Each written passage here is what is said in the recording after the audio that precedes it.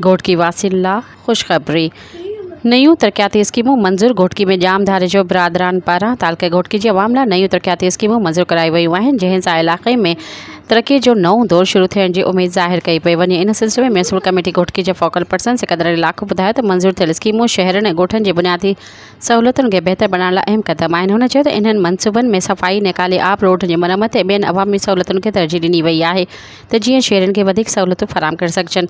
शहरनि पिणु इन्हनि मनसूबनि ते ख़ुशी जो इज़हार कंदे उमेद ज़ाहिर कई आहे त कमु जल्द मुकमल कयो वेंदो। इन हवाले सां सिकंदर अली लाखो वधीक तफ़सील ॾींदे चयो त टीएमसी जा कम ऐं जेके जाम साहिबनि कम ॿाहिरि में कराया उन्हनि जो तफ़सील ॾिनोसीं। अॼु मां घोटकी जी आवाम खे, ॿाहिरि जी आवाम खे मुबारकबाद ॾियां थो त पंहिंजो हीउ कमु जेको आहे सो मंज़ूरु थिया आहिनि, जंहिंजो टेंडर थियणु वञे पियो पब्लिक हेल्थ में। उनजो थोरो तफ़सील तव्हांखे ॿुधायां थो पियो त उन्हनि में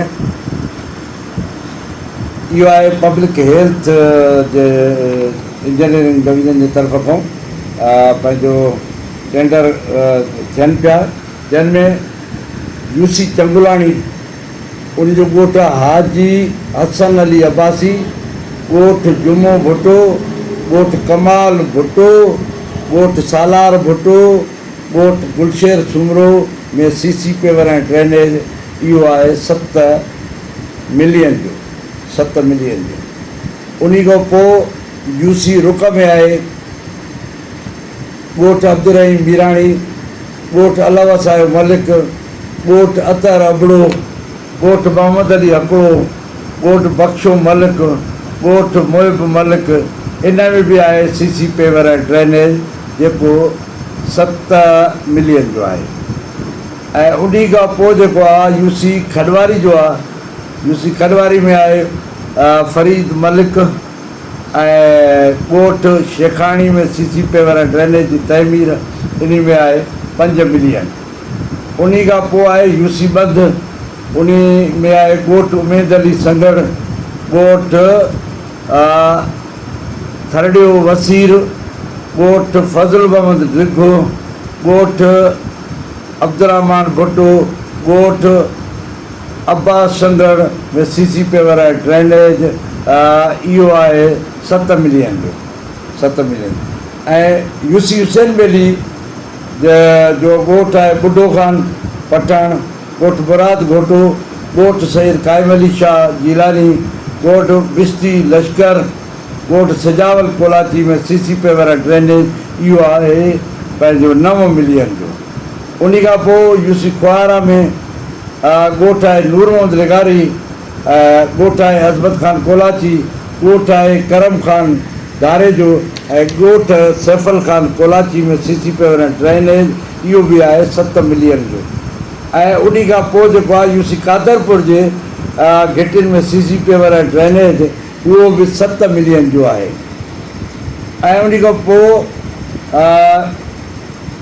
रामू वाली घोटकी में सिटी जा 2 कम आहिनि, उन में सीसी पेवर जी इम्प्रूवमेंट, ऐं उन में 5.440 में सीसी पेवर। इहो ॿियो आहे घोटकी जे माण्हुनि खे वॾे अरसे खां तकलीफ़ हुई, उहा आहे यूसी पंहिंजो हुसैन बेली रोड, उहो बि सीसी पेवर ऐं उन जी इम्प्रूवमेंट लाइ जेको आहे 17 मिलियन जेको आहे उहे रखिया विया आहिनि।